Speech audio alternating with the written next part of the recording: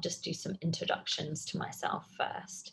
So thank you for joining me this morning. I know you're probably very busy, and so I appreciate those who have taken time out of their day to think about this topic with me. So any of you who have not met me or been to one of these webinars before, my name is Dr. Catherine Frogley. I'm a clinical psychologist. I trained in the UK, and I've been in Dubai now for about 3 years. And I am also the education lead at the LightHouse Arabia. What this really means is that I support the schools and child and adolescent mental health. So that's part of the reason why I'm here talking to you today.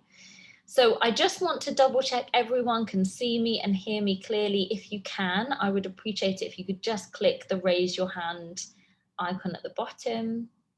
Wonderful. Okay, I can see everyone raising their hands. That's fantastic. So just a couple of housekeeping points before we get going with the content. So I always leave time at the end of the sessions for questions. So you can see along the bottom there is the Q&A function. So please just write any questions that you have in there. Those questions are only visible to me, so I will answer them. I won't say your name, so just feel free to kind of put anything in there, and it will remain confidential with what I'm trying to say. The other thing I want to share is that we will be recording this webinar. So if at the end you would like a recording, it will be emailed to you by Kisra, and you can watch this recording at any point later on. So feel free to kind of just sit back and relax and take everything in, and you'll have access to the content afterwards as well. Okay. So I am going to share my screen now. Please just bear in mind that unfortunately, as soon as I share my screen is just the presentation, so I'm not able to see the questions as they come in. But as I said, I'll wait till the very end to give you an opportunity to ask questions, and I'll try my best to answer them.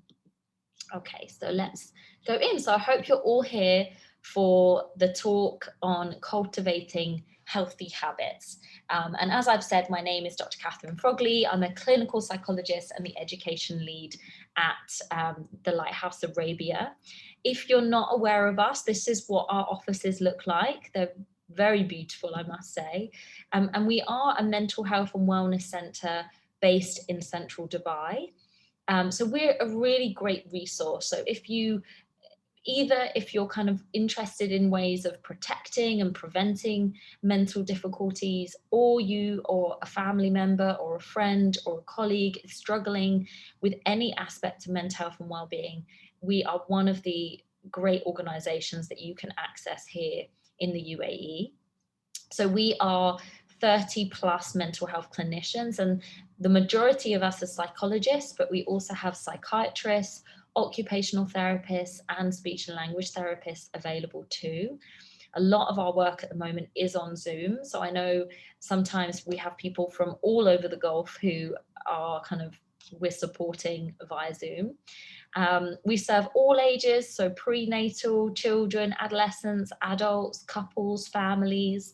And we have a lot of free or low cost support groups and seminars running. We have support days, we have wellbeing day. So if you are interested in what we offer, I would encourage you to check out our website and have a little look. And the last thing I'll say is that we do offer free of cost grief support services in the region. And sadly, with the pandemic, I know that lots of people have sadly lost people close to them in their life this year. So if there is anything grief related that you would like to have some support around, there are many free support groups and a free consultation that you can access from us here at the LightHouse Arabia.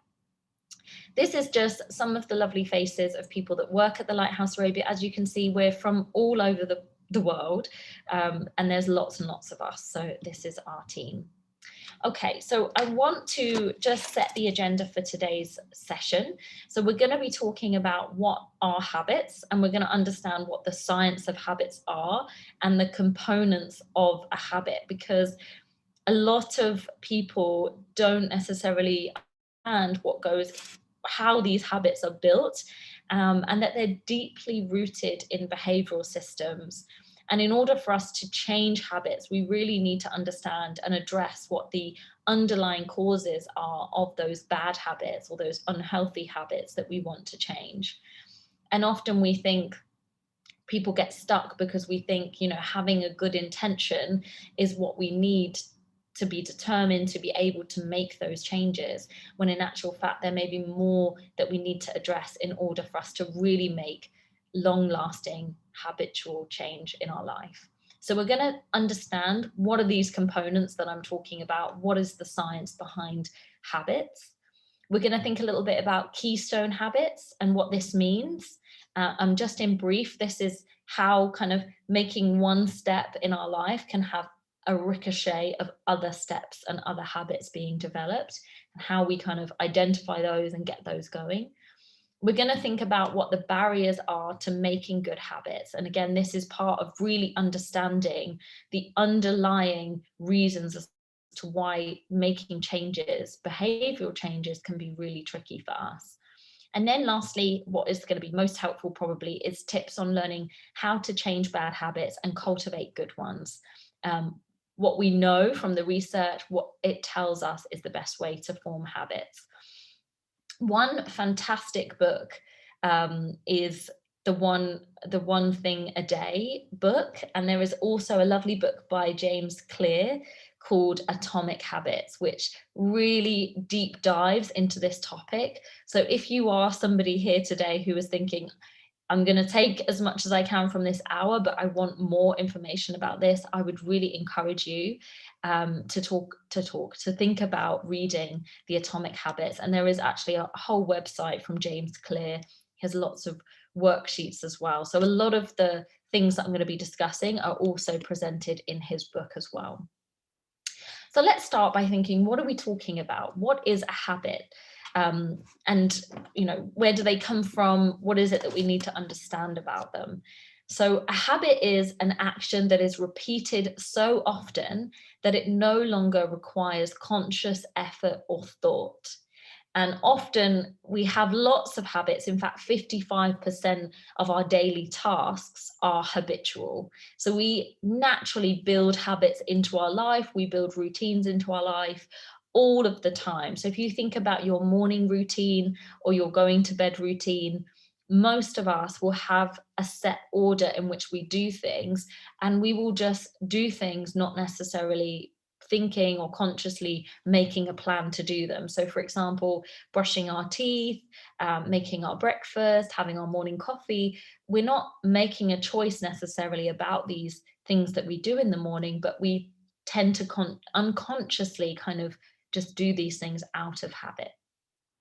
Now, we can have habits that are healthy or unhealthy, and we all have our own kind of habits that we, people like about us, or people that perhaps that we live with tell us are unhealthy or they don't like about us.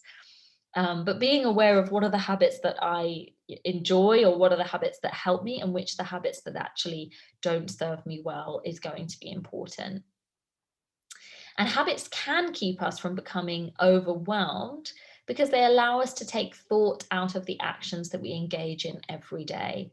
And they can also enable us to just do things without necessarily thinking and having energy for them. And we're going to talk a little bit about this idea about energy and how it affects us.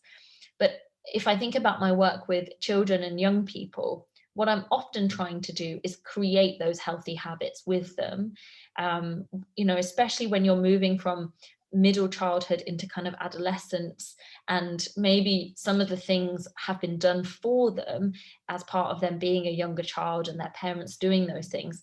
And then they're at that transition stage of thinking, how do we build these habits in for them? So it becomes ingrained, it becomes something that doesn't take lots of thought and energy. It's just actions that that person engages with every day.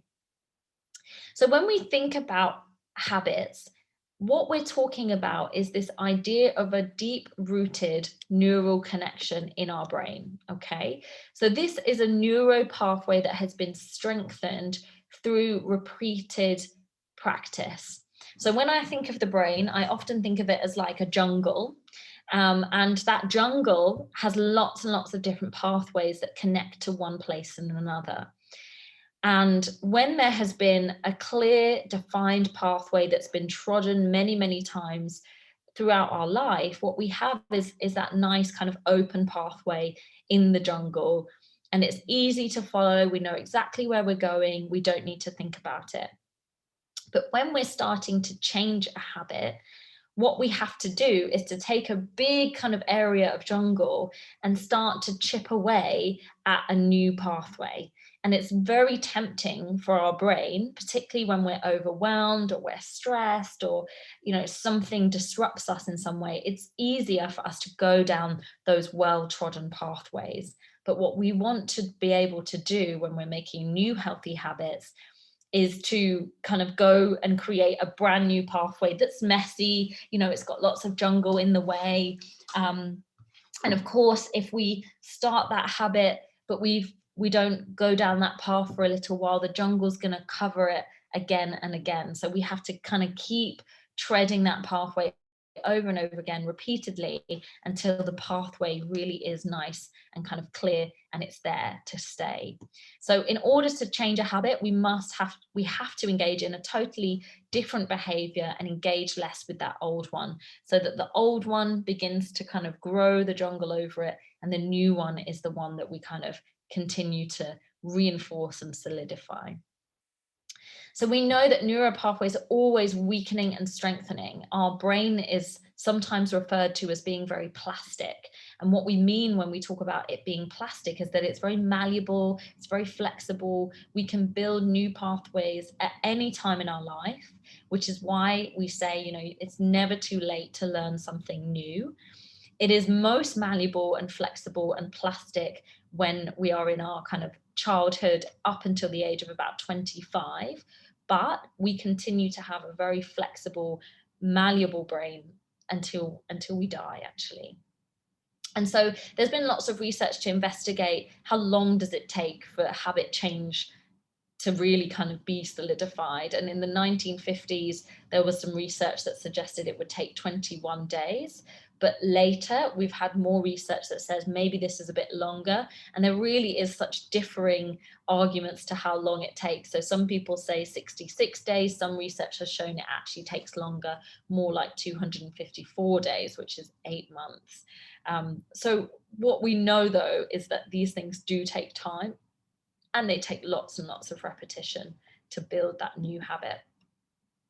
So some habits are what we call keystone habits. So they're more important maybe than others, because what they do is they spark this chain reaction, this kind of domino impact on you forming other good habits. So you might be able to think about some of these. So for example, exercise is one that I certainly feel is something that helps me have better habits for the rest of the day. So when I start my day with some exercise, and that could just be going for a walk, or it could be doing a run, or whatever it is that I choose to do on that morning, then I'm much more likely to engage in a healthy breakfast. I'm much more likely to, do these other healthy habits. I might kind of choose a healthier lunch.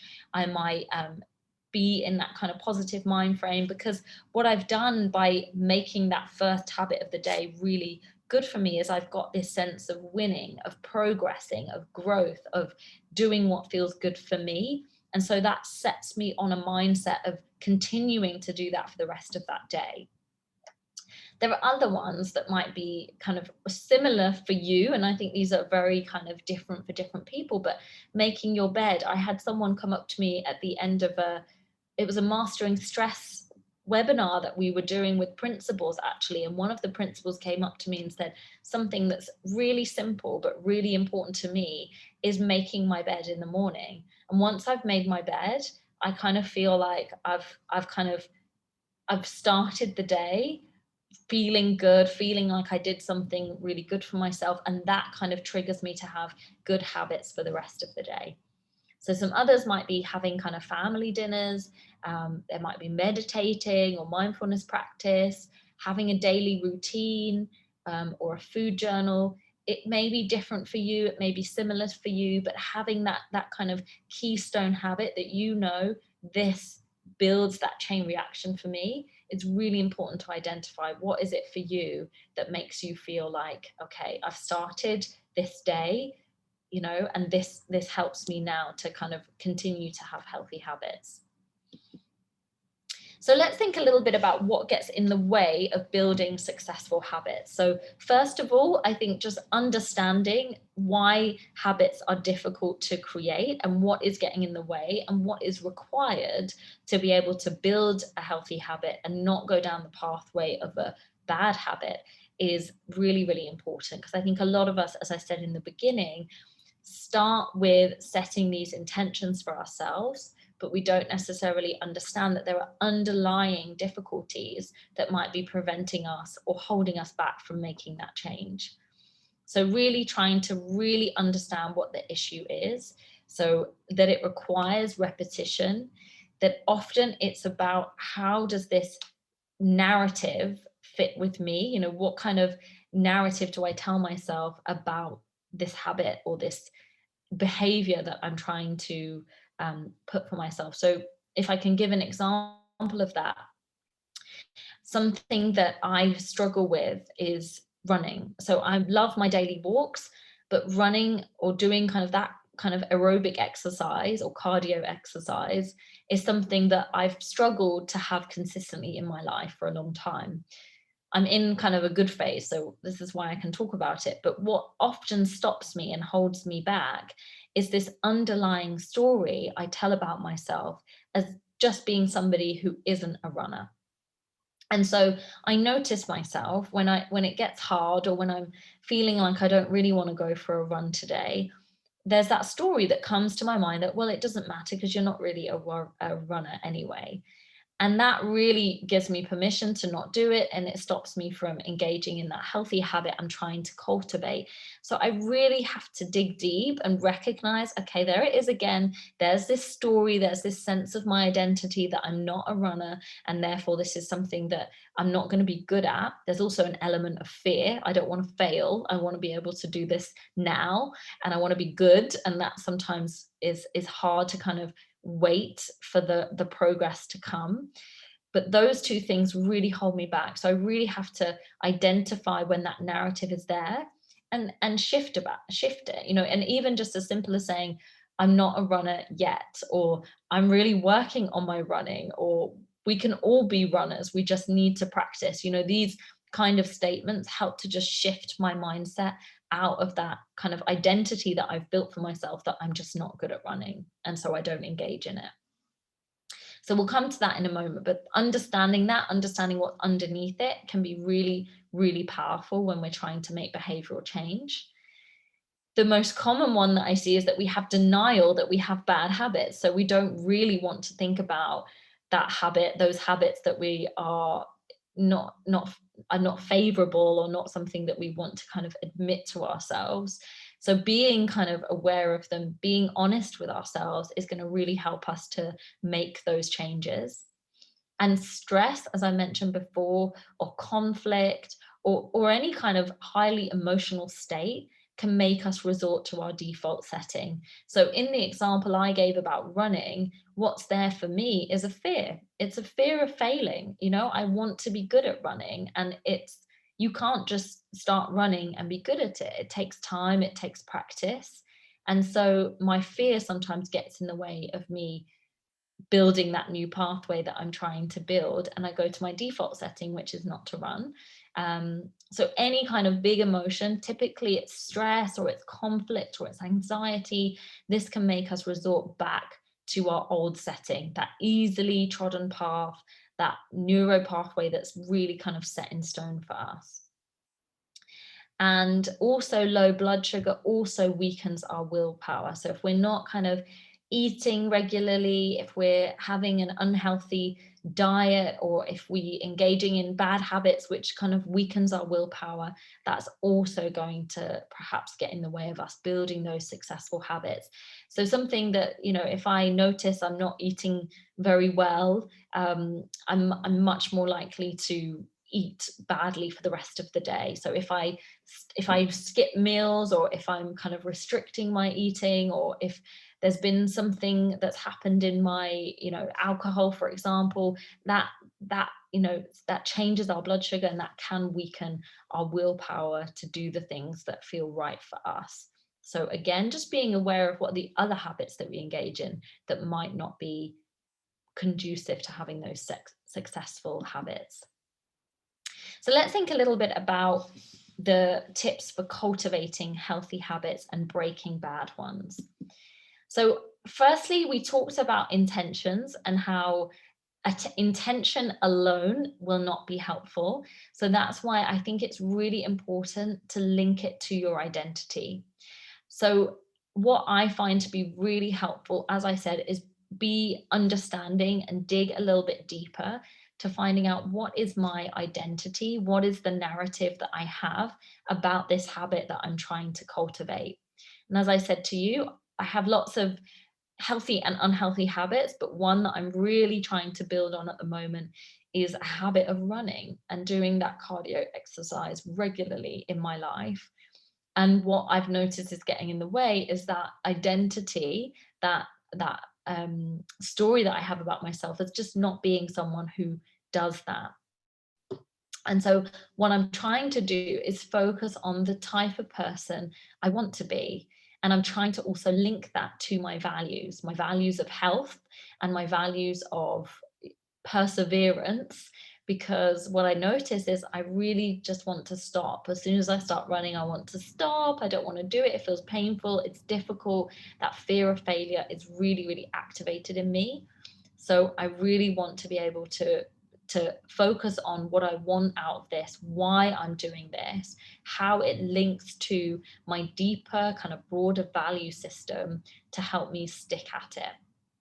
So think of a habit that you're trying to change or that you might like to focus on, and think about, what is my narrative? What is my identity when I think about that habit?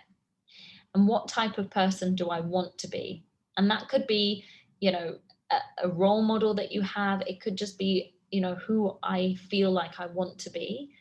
And focusing on what is it that you want to see changing and what is the value system. I think values are such an important part of us making long-lasting behavioral change, because these values are our compass that kind of anchors us and helps us to know which direction we want to go in. So we can create goals for ourselves. So I have a goal around, how many times I run and what my time is, and I'm trying to see improvements. But what is a bigger, kind of more long-lasting behavioral change is the value of health and the value of persevering through things that are difficult. So decide and be very clear about what is motivating you, and then make that intention to do things differently. So kind of have that phrase, that motto in your mind to really help you with that behavioral change, and speaking positives rather than negative statements when setting goals.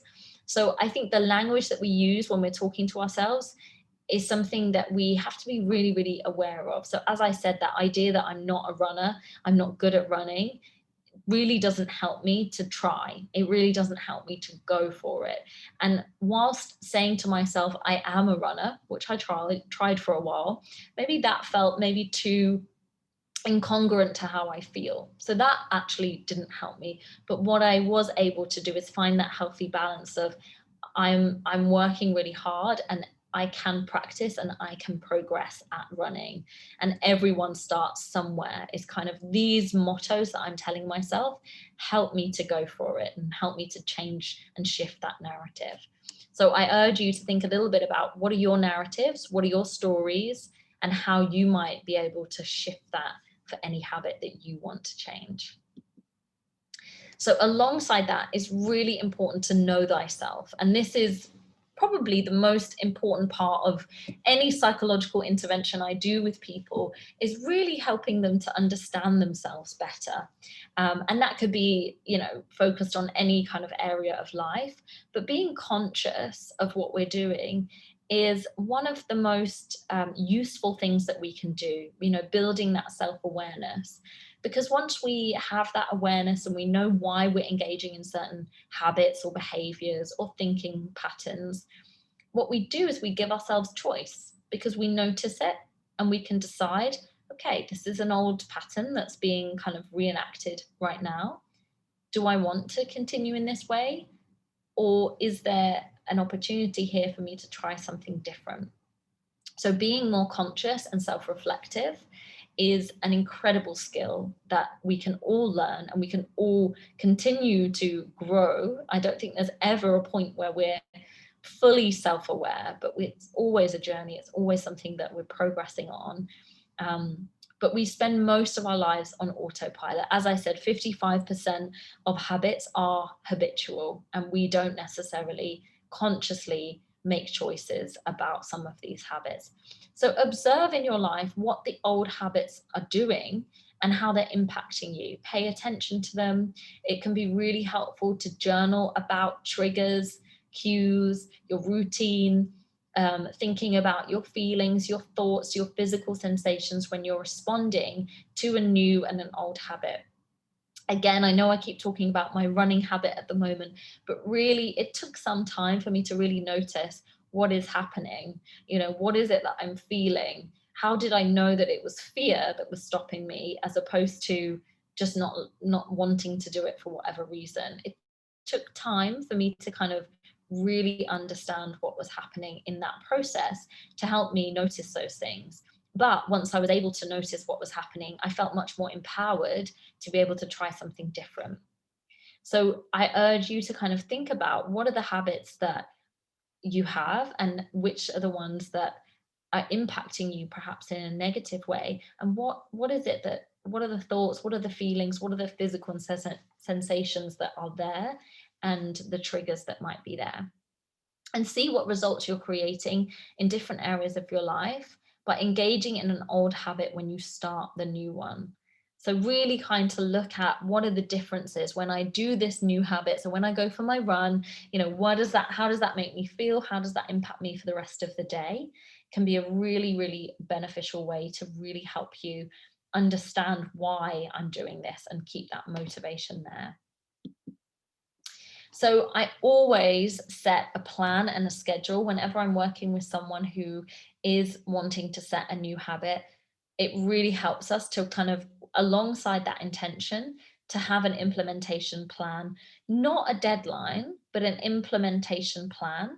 And I always start with baby steps, and I'll come onto this in the next slide. But having the plan and having a time and a place kind of set with that person can really help you make it come alive. And have reminders of your plan until it becomes internalized. So a lot of the time I'm working with adolescents or adults who perhaps are trying to do something new, and they need that reminder. They struggle to just internalize and do it. As I said in the beginning, sometimes that reminder is their parent kind of reminding them to do it. Sometimes it's a behavioral plan. So there's kind of a reward system behind it if it's a younger child. But with my teenagers, for example, it might just be as simple as setting a reminder on their phone, but there is a prompt that reminds them to do it each and every day, until there comes a point where it's no longer something that is internal. It's no longer something that requires energy and thought and choice to do it. Again, going back to my running plan, what I'm trying to do at the moment is make that routine. It's, you know, I run on a Monday and a Wednesday, and it's not something I even think about anymore. It's just something I do. There's no choice. There's no kind of umming and ahhing, do I do this? It's just something that I do almost without thinking. So having that plan, having that routine helps to kind of anchor me in doing that. And I'm not quite there where it's internalized completely, but it's definitely getting there. So being quite strict with yourself and sticking to your schedule in the beginning will also be really, really important. And I think the biggest thing that I notice is when you fall off the plan, which will happen, because let's face it, we're all humans and we're not perfect and things happen in our life. But what I notice with my running is that as soon as I don't do it for a day or a week, I'm kind of back. I'm in that kind of mindset of, okay, I'm not doing this anymore. And I have to work really hard to get back on plan as soon as possible, and not kind of berating myself, not having that all or nothing thinking of, this is, that's it. I've gone off plan, so I'm not going to do it anymore. That's the end. But actually saying, okay, we're human. Sometimes we're not able to go for a run on Monday, but we're still going to get back into it on Wednesday. And I think those micro changes in how we think and approach those times where we don't do it can have such a huge impact. Because I see that a lot where people fall off their kind of habit building, and it's really hard to get back on it. And the sooner you get back on it, the easier it is to get back into it. But as I'm sure you're all aware, the longer we leave it, the harder it is. Okay. So troubleshooting beforehand is also really important to make us really aware of the obstacles that may come up, that may take us away from what we really want to do. And thinking about, what is, again, this is coming back to self-awareness and being honest with ourselves and thinking, what is it that comes up for me when I'm trying to make these changes? What gets in the way? So you can reflect on the last time, for example. So when was the last time you tried to stop engaging in this habit and tried to cultivate a healthier one? And what got in the way last time? So, for example, if it's to stop smoking, thinking about what stopped me, how did I fall off the wagon last time, and what is it that I can do to prepare for that in the next event that this might happen. It can be helpful to include, if this happens, then this will happen. So if I go to the grocery store, then I will only go to the produce and fresh food section. Let's say if we're trying to eat a healthier diet.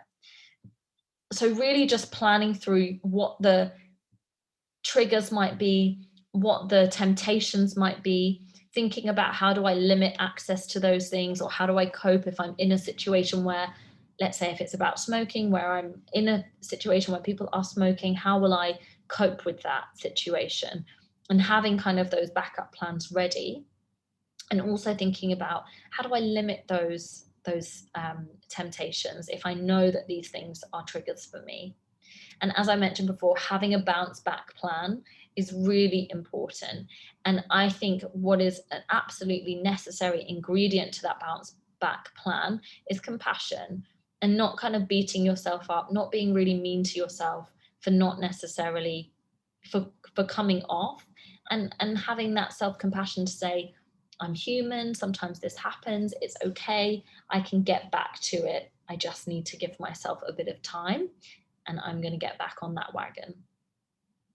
Okay, so I mentioned energy a little bit in the earlier slides, and I want us to, this I think is one of the most important slides of this talk, because I think a lot of people, myself included, we often think about the end goal.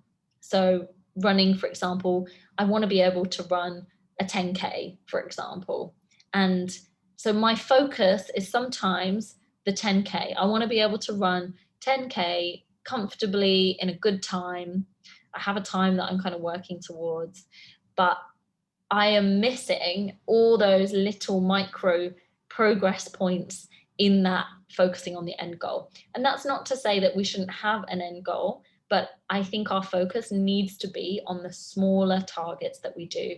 And what I see a lot of people doing is really focusing on that end goal, not necessarily having those micro moments, those micro habits, and feeling disappointed that they're not at the end goal yet. And I fall into this trap a lot when it comes to running. I really want to be able to do it, and I struggle sometimes to be really proud of myself for the smaller steps that I'm making towards running. But this idea of activation energy is a really fundamental idea when it comes to these micro habits. So it comes from chemistry, which talks about you need a certain amount of energy to have a chemical reaction. Okay, so you need a certain amount of energy to start a habit, if we think about it in terms of habits. So taking tiny steps towards your goal will help you build the momentum, build the energy to have that bigger reaction, that bigger kind of chemical reaction. So instead of setting yourself big goals like I'm going to work out every day for 1 hour, we want to start with something smaller. So I want to start to get 5,000 steps 3 times this week. and then kind of congratulating ourselves for getting that before we move on to the next step, and doing, for example, 5 leg raises every time you go to the washroom. So setting these small goals and focusing less on that big overall goal, but thinking about those little micro habits that we can build in order to have that big chemical reaction. And I think this is probably one of the most important things that I think we have some awareness of this, but we often get caught in focusing on the bigger picture, and we spend less time thinking about, how do I start with these micro habits and stick to the micro habits, and the big reaction will come.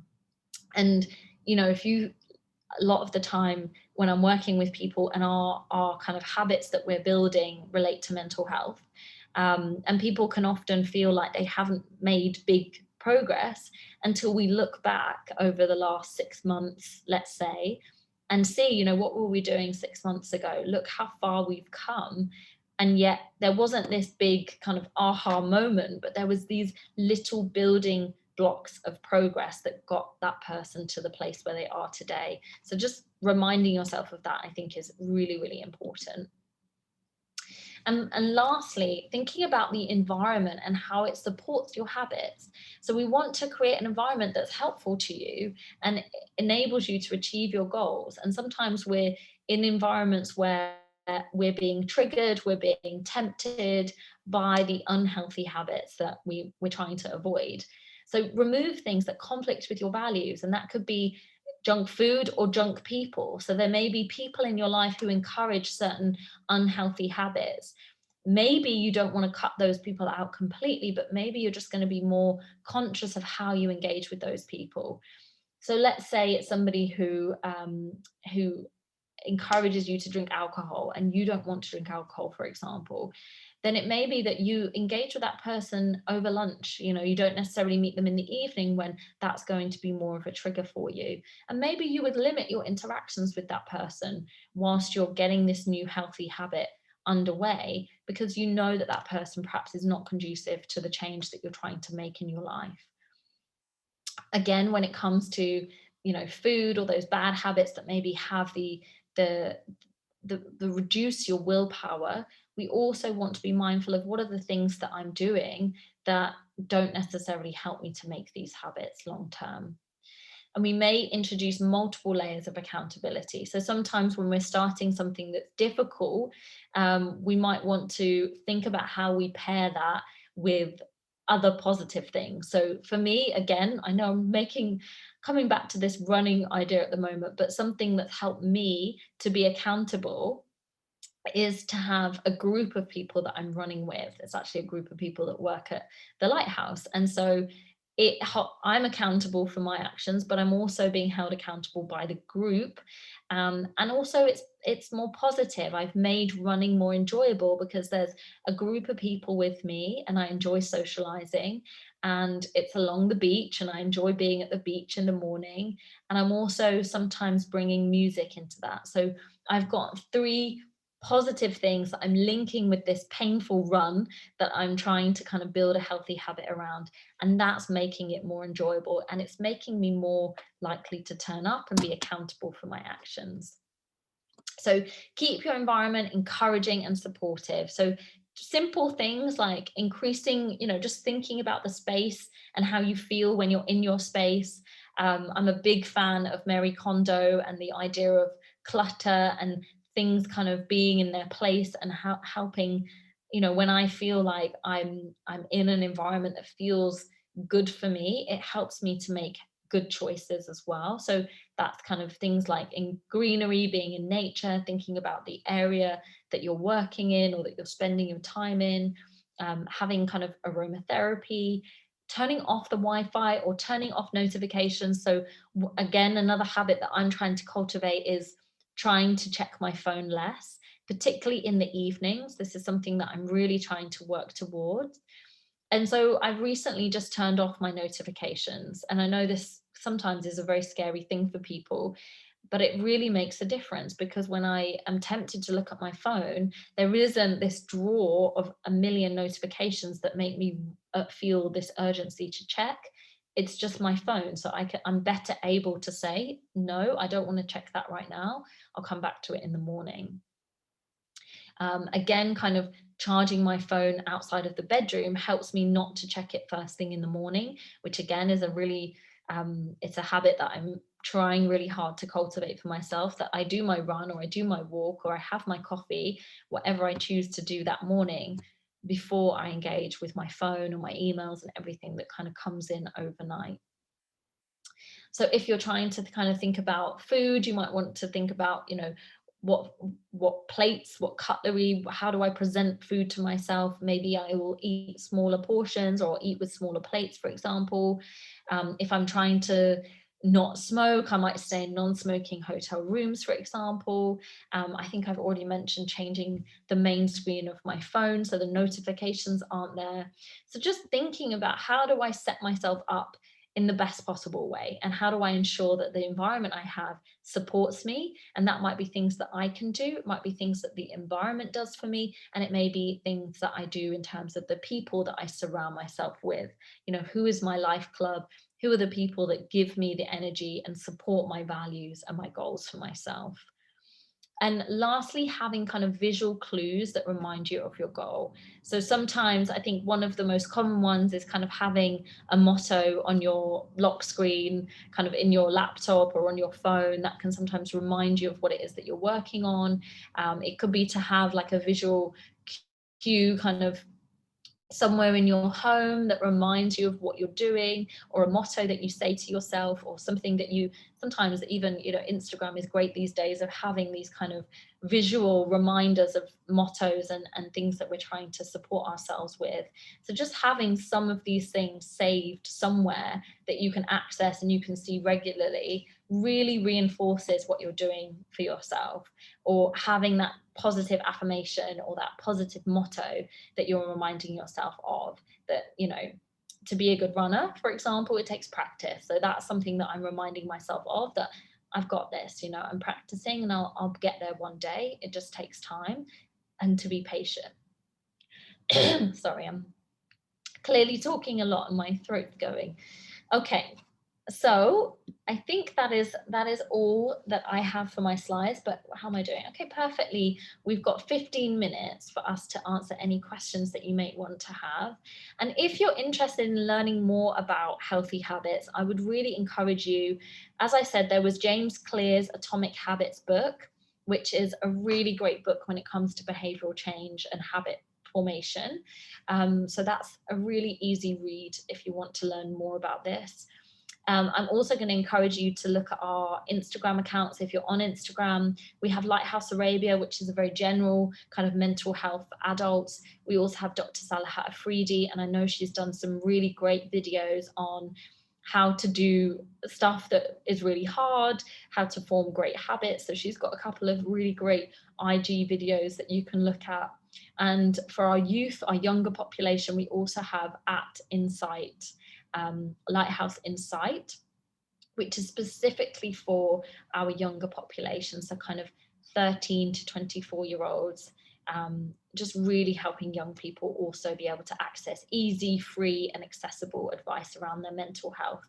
So if there's anyone that you're aware of who might benefit from that, I'd encourage you to let them know that these things are available.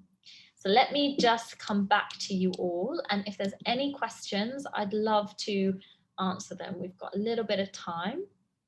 I haven't got any questions yet, but please do let me know if there's anything I can help you with.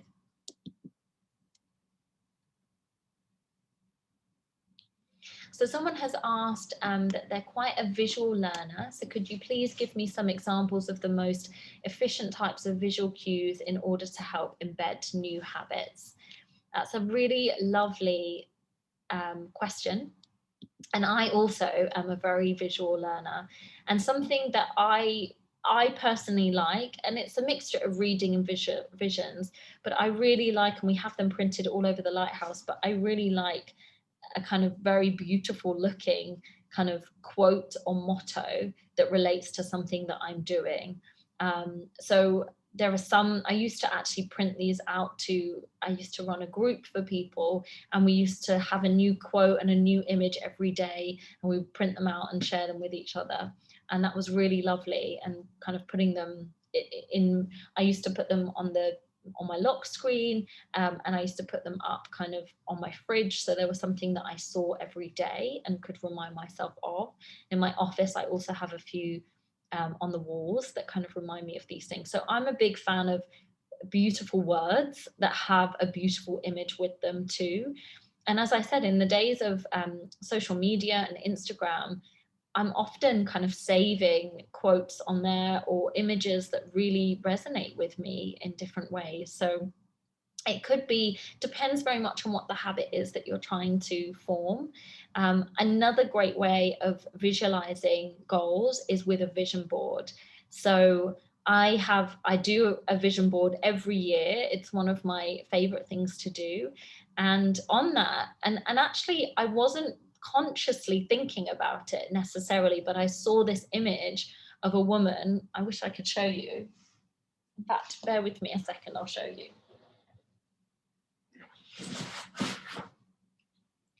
So this is a vision board that I did last year, and you can see that there is a woman kind of running on the beach. And I actually didn't necessarily plan to run on the beach. I had this idea that I really wanted to focus on health and fitness, but creating this vision board really, now I think of that image of that woman running on the beach, and this is actually an older one, but there's a new one that I've created, but it really helped me to just visualize what it is that I'm working towards. So I'm a huge fan of vision boards, and something that we kind of do regularly, maybe once a year, once every 6 months even, can be a really helpful reminder of what you're working on and what is important to you. Okay. I hope that answers your question. So for the moment, I can't see any other questions. Let me just check. Yeah. So I will stop there. As I mentioned, or someone's just asked about the book. So the book that I recommended was James Clear, Atomic Habits. It's a really great book. It's not too long, and it's got lots of great information there about habit formation, and goes into more depth of some of the things that I've talked about today. So if you are interested, I would encourage you to have a look there. But I hope this was useful, and really sending you lots of luck for setting in those new habits that you're doing. Someone has said that they have it in the AES library, so it's available to those of you who perhaps want to have a look at that. So enjoy. All right, I will say goodbye for now. It was a pleasure talking to you today. I hope you have a wonderful day, and I will see you another time, perhaps for another webinar. Thank you.